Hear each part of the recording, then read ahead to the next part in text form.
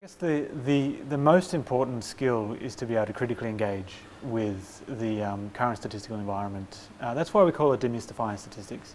It's to be able to have make informed decisions, informed critiques about what's going on in terms of the economy, social policy, environmental policy, all the range of kind of policy domains which use and which rely on data. So yeah, it's been able to give people confidence to be able to say, oh, hold on a second, is this data really saying what people say it's saying, or you know, I have a policy question. Where could I get some support for my intuition?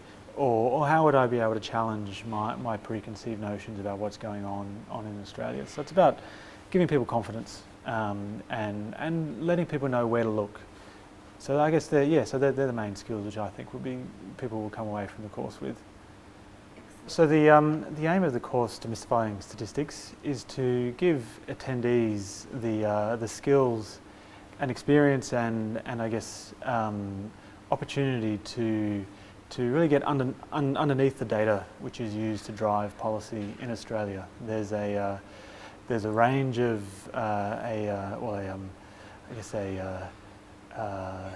extensive and confusing range of data on a range of policy issues in Australia, and that can be confusing, it can be intimidating.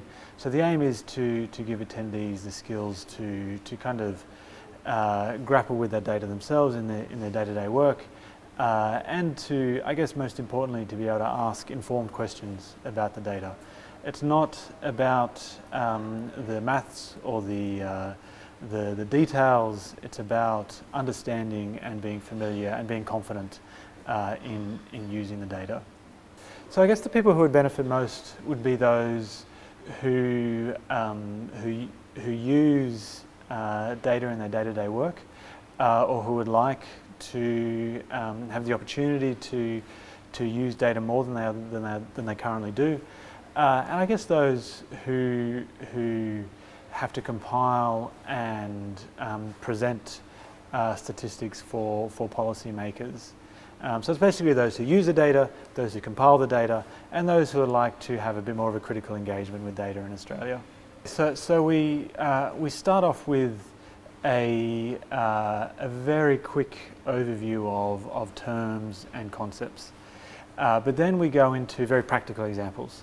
So it's designed around very specific policy questions.